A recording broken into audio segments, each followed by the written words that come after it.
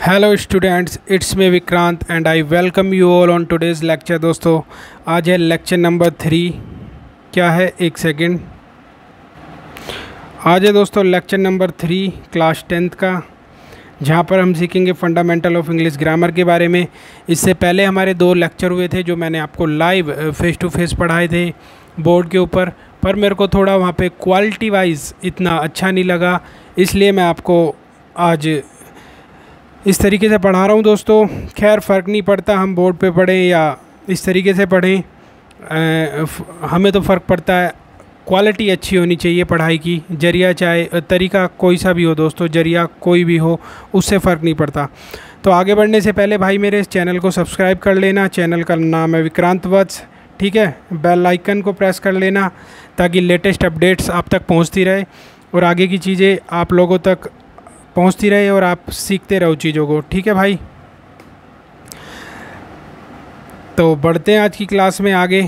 और रही बात फेस टू फेस भी हम जल्दी पढ़ेंगे दोस्तों, क्योंकि जैसे ही चीज़ें थोड़ी ठीक होती हैं, जैसे ही क्वालिटी वाइज चीज़ें अवेलेबल होती हैं जिनसे कि आप तक मैं पहुंच पाऊँ और हमारी क्वालिटी भी अच्छी हो, तो जैसे ही चीज़ें अवेलेबल होती हैं मेरे पास, मैं वापस से आऊँगा पढ़ाने के लिए फुल ऑफ एनर्जी और फुल ऑफ कॉन्फिडेंस के साथ। और जब तक के लिए आप जुड़े रहिए मेरे साथ। अब चलते हैं अपनी आज की बातचीत को आगे बढ़ाते हैं भाई। तो पिछली क्लास में दोस्तों मैंने आपको सब्जेक्ट के बारे में बताया था, आप सबको पता होगा। तो मैंने बताया था कि सब्जेक्ट जो होता है मेरे भाई, सब्जेक्ट जो होता है डूअर होता है। लेकिन आज मैं आपको क्या बताऊंगा, आज मैं आपको बताऊंगा कभी कभी क्या होता है सेंटेंस के अंदर हम सब्जेक्ट को डूअर के रूप में पहचान नहीं पाते। क्या होता है कि सब्जेक्ट के अंदर जो हम सेंटेंस के अंदर जो हमारा सब्जेक्ट होता है दोस्तों, सेंटेंस के अंदर जो हमारा सब्जेक्ट होता है वो डूअर ना होकर, मतलब उसके बारे में बात हो रही होती है, तो वो भी हमारा क्या होता है सब्जेक्ट। यानी वाक्य के अंदर जिसके बारे में बात हो रही हो वो भी हमारा क्या होता है सब्जेक्ट। जैसे एक सेंटेंस आपके सामने लिखा हुआ है, Bumrah is a player. Bumrah कौन है? जसप्रीत बुमराह को सब जानते हैं, खिलाड़ी है। तो दोस्तों बुमराह इज़ ए प्लेयर, तो यहाँ पे बुमराह हमारा क्या हुआ? बुमराह हमारा हुआ। आपसे अगर मैं पूछूं बुमराह क्या हुआ दोस्तों, तो मैंने लिखा हुआ है सब्जेक्ट है। लेकिन सब्जेक्ट क्यों है, बात आपको ये जाननी है। सब्जेक्ट तो हुआ, लेकिन क्या बुमराह डूअर है? Bumrah is a player. आप कहोगे सर बुमराह यहाँ पे कोई काम नहीं कर रहा, बल्कि यहाँ पे इस सेंटेंस के अंदर बुमराह के बारे में बताया गया है कि बुमराह एक खिलाड़ी है। कौन है? खिलाड़ी है। तो बुमराह इज़ ए प्लेयर, तो बुमराह डूअर नहीं है, इसलिए डूअर के आगे क्रॉस का साइन लिखा हुआ है, जबकि बुमराह के बारे में बताया गया है। यानी सब्जेक्ट कभी कभी वो भी होता है जिसके बारे में हम बात करते हैं, व्हाट वी टॉक अबाउट। तो इस सेंटेंस के अंदर बुमराह सब्जेक्ट इस वजह से हुआ क्योंकि उसके बारे में बात हो रही है। तो बुमराह के बारे में जब बात हो रही है तो बुमराह क्या हुआ? सब्जेक्ट हुआ, डूअर ना होते हुए भी, ठीक है भाई। तो आई होप आप समझ गए होंगे कि डूअर तो एक सब्जेक्ट की डेफिनेशन है ही, लेकिन कभी कभी डूअर ना होकर क्या हो जाता है, जिसके बारे में बात हो रही हो वो भी क्या होता है? सब्जेक्ट होता है, ठीक है जी। अब बात करता हूँ इज़ की। इज़ यहाँ पे है मेन वर्ब। अब दोस्तों मेन वर्ब हेल्पिंग वर्ब क्या होती है ये हम समझेंगे अगली स्लाइड में। कब ये इज़ मेन वर्ब की तरह यूज़ होता है, कब हेल्पिंग वर्ब की तरह होता है, ये फ़र्क भी मैं आपको बताऊँगा। फिलहाल आप देखो ये क्या है भाई, अप लेयर क्या है? Subject complement. सब्जेक्ट कॉम्प्लीमेंट के बारे में भी हम आगे सीखेंगे। पहले मैं अब आपको वर्ब के पास लेके चलता हूँ दोस्तों। आइए देखो मेरे भाई, आपकी स्क्रीन पर मैं इसको जूम कर देता हूँ, अब सही है। ये लिखा हुआ है is, am, are, was, were, has, have, had, do, does, did. ये जितने भी सारे हैं ना, ये सारे यूज़ होते हैं, ये सारे के सारे यूज़ होते हैं use as both helping verb and main verb. सारे के सारे यूज़ होते हैं हेल्पिंग वर्ब की तरह भी और मेन वर्ब की तरह भी। अब ये डिपेंड करता है सेंटेंस के स्ट्रक्चर के ऊपर दोस्तों, कि कब ये हेल्पिंग वर्ब की तरह यूज़ होंगे और कब ये मेन वर्ब की तरह यूज़ होंगे। जैसे मैं आपको दिखाता हूँ कि क्या मैं कहना चाह रहा हूँ। देखो सबसे पहले देखो इस वाली स्लाइड में कि हेल्पिंग वर्ब की तरह कब यूज़ होंगे, ठीक है। एक क्वेश्चन मैंने आपसे पूछा, हेल्पिंग वर्ब की तरह कब यूज़ होंगे। जितने भी एक्सप्रेशन लिखे हुए थे ऊपर, ये हेल्पिंग वर्ब की तरह कब यूज़ होंगे। तो देखो मैंने हिंदी में आपके लिए क्या लिखा है, अगर सेंटेंस में इन एक्सप्रेशन के बाद कोई और वर्ब है, अगर सेंटेंस में इन एक्सप्रेशन, एक्सप्रेशन यानी is, am, are, was, were, has, have, had, do, does, did, जितने भी एक्सप्रेशन हैं, अगर सेंटेंस में इनके बाद कोई और वर्ब है तो ये एक्सप्रेशन हेल्पिंग वर्ब की तरह यूज़ होंगे। किसकी तरह यूज़ होंगे दोस्तों? हेल्पिंग वर्ब की तरह। अगर इनके बाद कोई और वर्ब है, जैसे इज़ यहाँ पे हेल्पिंग वर्ब की तरह यूज़ हो रहा है, ठीक है, यानी इसके बाद कोई और वर्ब ज़रूर होगी। तो देखो यहाँ पे प्लेइंग क्या है, प्लेइंग एक और वर्ब मौजूद है दोस्तों, ठीक है, विराट इज़ प्लेइंग क्रिकेट। अब अगर मैं दूसरे सेंटेंस की बात करूं कि I have purchased a house, तो यहाँ पे हाउस भी क्या है दोस्तों? हाउस भी हमारी क्या है? हेल्पिंग वर्ब है। और हेल्पिंग वर्ब क्यों है? मैंने बताया था एक्सप्रेशन जितने भी लिखे हुए ये हेल्पिंग वर्ब जब होते हैं जब इनके बाद कोई और वर्ब ज़रूर मौजूद होगी, तभी ये हेल्पिंग वर्ब की तरह यूज़ होंगे। तो यहाँ पे भी कोई और वर्ब कौन सी मौजूद है? परचेज्ड। परचेज्ड भी अपने आप में वर्ब हुई। तो यहाँ ऊपर वाले सेंटेंस में इज हेल्पिंग वर्ब हुई क्योंकि प्लेइंग मेन वर्ब के रूप में मौजूद थी। नीचे वाले सेंटेंस में हैव क्या हुई? हेल्पिंग वर्ब हुई। हैव हुई हेल्पिंग वर्ब क्योंकि परचेज्ड क्या थी? परचेज्ड मेन वर्ब के रूप में मौजूद थी दोस्तों। तो आप बात समझ पाए? आप इस पूरी बातचीत का ऐसे स्क्रीनशॉट ले लो ताकि आपको समझ में आ जाए। लिखने की कोई ज़रूरत नहीं है, माइंड में फीड करते चलो चीज़ों को, क्योंकि अगर आप माइंड में फीड करना सीख गए दोस्तों तो लिख तो कहीं भी सकते हो, लेकिन अगर आप सिर्फ लिखने में रह गए और समझानी चीज़ों को तो फिर लिखना मुश्किल हो जाएगा। इसलिए लिखने में कम और चीज़ों को पढ़ने और समझने में ज़्यादा ध्यान दिया करो। आगे आगे ज़माना भी लिखने लिखाने का ख़त्म हो जाएगा, सब कुछ चीज़ें हाईटेक हो रही हैं, समझ रहे हो ना आप? तो इसलिए लिखने वाले ट्रेडिशनल तरीक़ों को छोड़ के पढ़ने और पढ़ाने के मॉडर्न तरीके को अपनाओ। ठीक है भैया, चलते हैं आगे।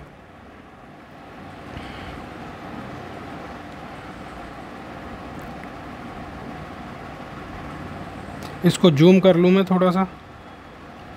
हाँ, अब सही है। अब देखो मेन वर्ब की तरह कब यूज़ होंगे। अब ये जितने भी लिखे हुए एक्सप्रेशन थे ऊपर, is, am, are, was, were, has, have, had, do, does, did, ये मेन वर्ब की तरह कब यूज़ होंगे। अब देखो अगर सेंटेंस में इन एक्सप्रेशन के बाद कोई और वर्ब नहीं है, ये जितने भी लिखे हुए एक्सप्रेशन थे इज, एम, आर वगैरह एक्सेट्रा, अगर इनके बाद कोई और वर्ब नहीं है तो ये एक्सप्रेशन मेन वर्ब की तरह यूज़ होंगे। अगर मान लो इनके बाद कोई और वर्ब है ही नहीं तो ये खुद ब खुद क्या बन जाएंगे? मेन वर्ब बन जाएंगे। जैसे सेंटेंस देखो, विराट इज़ ए क्रिकेटर। अब यहाँ पे इज़ के बाद कोई और वर्ब है क्या? आप कहोगे सर इज़ के बाद कोई और वर्ब नहीं है भाई, इसलिए इज़ अपने आप में क्या हुआ? इज़ अपने आप में हुआ मेन वर्ब। क्या हुआ? Main verb. इसी तरह अगर मैं दूसरा सेंटेंस दिखाऊं कि आई हैव ए हाउस, यहाँ पे भी हैव के अलावा कोई और वर्ब नहीं है भाई। जब हैव के अलावा कोई और वर्ब है ही नहीं तो हैव अपने आप में क्या हो गया? हैव अपने आप में मेन वर्ब हो गया। ठीक है जी, तो इस बात को आप बहुत ही प्यार से समझ सकते हो, स्क्रीनशॉट ले सकते हो भाई। फिर आगे बढ़ते हैं। अब अगर आपने आगे की बातचीत को मैं समझाने की कोशिश करूं तो मुझे जाना होगा अगली स्लाइड पर, और अगली स्लाइड पर मैं आ गया दोस्तों। एक सेकंड, इसको आपके लिए सेट कर लेता हूं मैं, थोड़ा सा इसको छोटा करना पड़ेगा। अब सही है दोस्तों। देखो मैं आपको बता रहा हूँ सब्जेक्ट कॉम्प्लीमेंट के बारे में। किसके बारे में? सब्जेक्ट कॉम्प्लीमेंट के बारे में। सब्जेक्ट कॉम्प्लीमेंट क्या होता है? जो सब्जेक्ट के बारे में कुछ ना कुछ इंफॉर्मेशन दे, सब्जेक्ट के बारे में कुछ ना कुछ इंफॉर्मेशन दे दोस्तों, वो क्या होगा? हमारा सब्जेक्ट कॉम्प्लीमेंट। क्या होगा? Subject complement. जैसे 4 सेंटेंस आपके आगे लिखे हुए, पहला लिखा है KL Rahul is a player. तो इस सेंटेंस के अंदर अगर आप ध्यान से देखोगे तो जो केएल राहुल है दोस्तों, जो केएल राहुल है वही हमारा कौन है? वही हमारा प्लेयर है। यानी केएल राहुल और प्लेयर एक ही बात है। ठीक है, इसलिए सब्जेक्ट को कॉम्प्लीमेंट करने वाला ए प्लेयर क्या हुआ? Subject complement. ठीक है, जैसे गांधी और वेरी ऑनेस्ट, गांधी और वेरी ऑनेस्ट क्या है? एक ही बात है दोस्तों। ठीक है भैया। इसी तरह Vivek Bindra is a scholar, तो जो विवेक बिंद्रा वही कौन है? स्कॉलर है। ठीक है भैया, विवेक बिंद्रा जो है वही स्कॉलर है, और जो स्कॉलर है वही कौन है? विवेक बिंद्रा है। और हमारा जो मोहित है वही माइज़र है, और जो माइज़र है वही कौन है? मोहित है।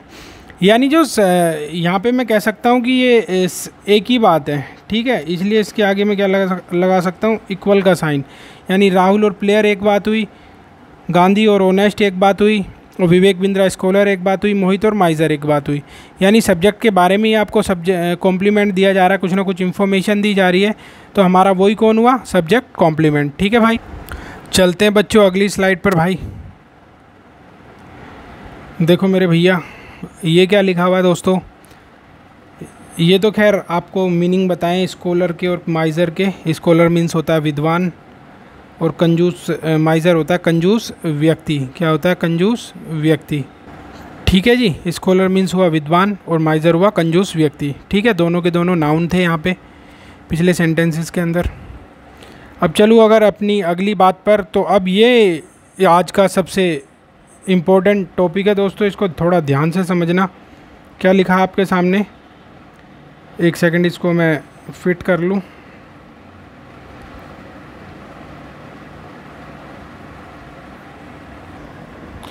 देखो भाई, आपके सामने स्क्रीन पर लिखा हुआ how to identify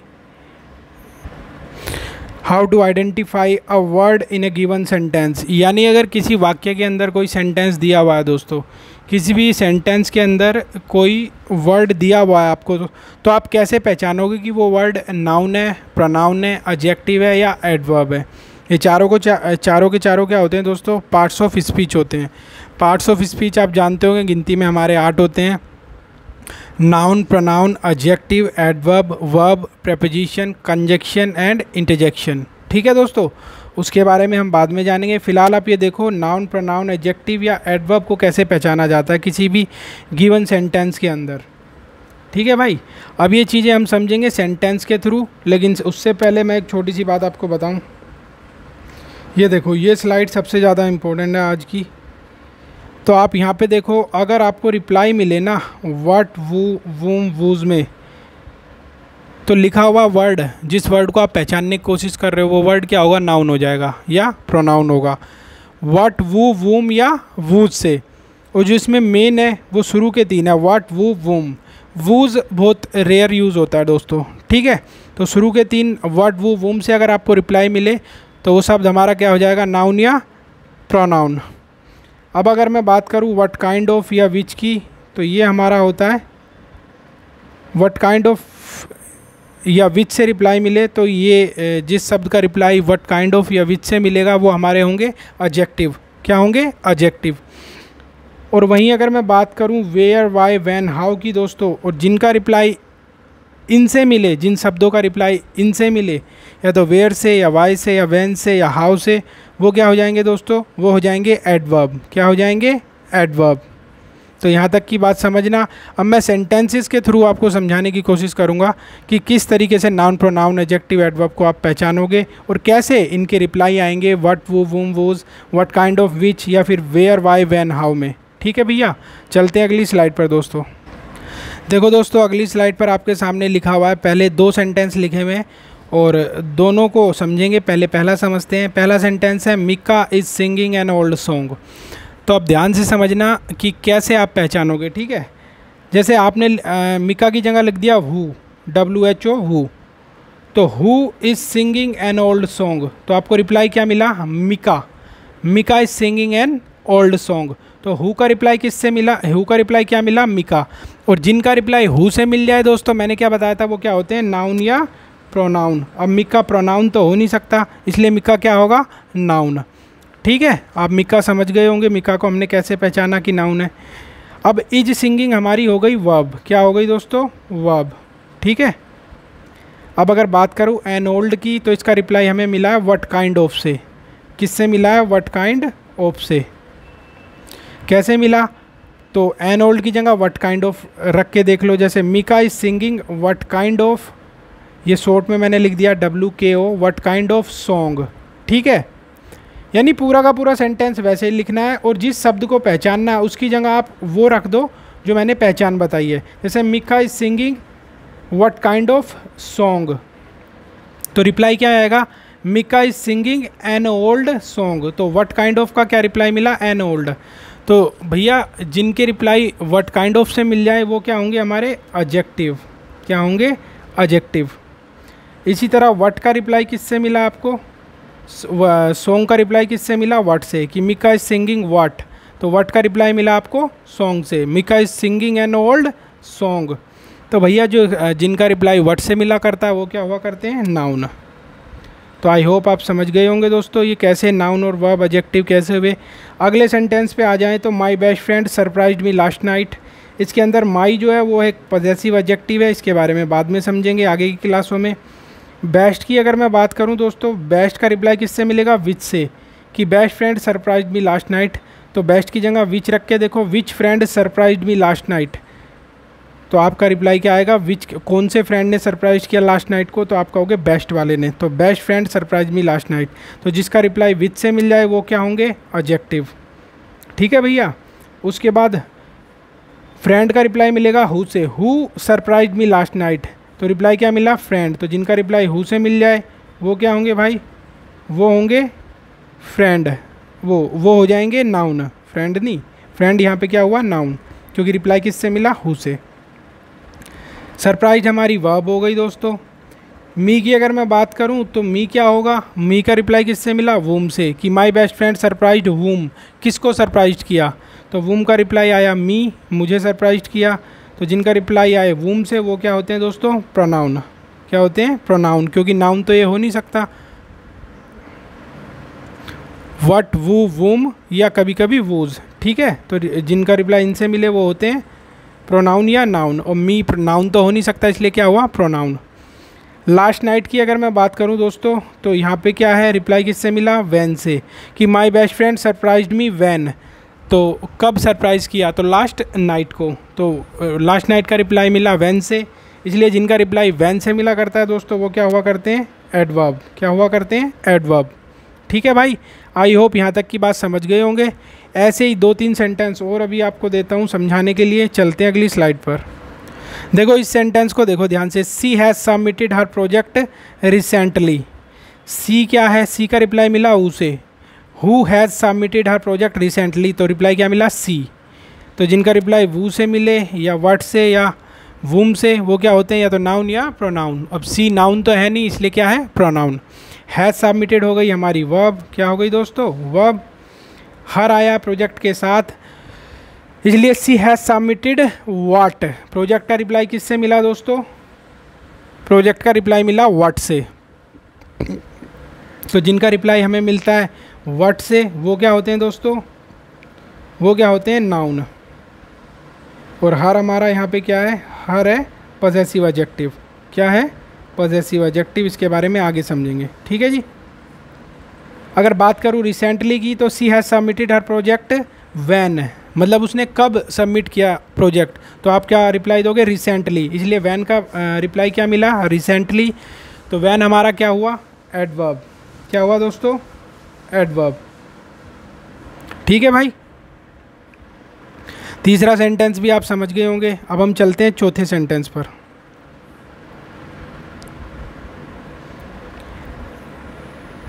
a tall boy came here yesterday. ठीक है, तो what kind of boy came here yesterday, जिसका रिप्लाई व्हाट काइंड ऑफ से मिले तो आपको व्हाट काइंड ऑफ का रिप्लाई क्या मिला? Tall. Tall boy came here yesterday, तो व्हाट काइंड ऑफ से जिनका रिप्लाई मिले वो क्या होते हैं? Adjective. Who came here last night, who का रिप्लाई देने वाला बॉय क्या हो जाएगा? नाउन। केम हमारी हो गई वर्ब।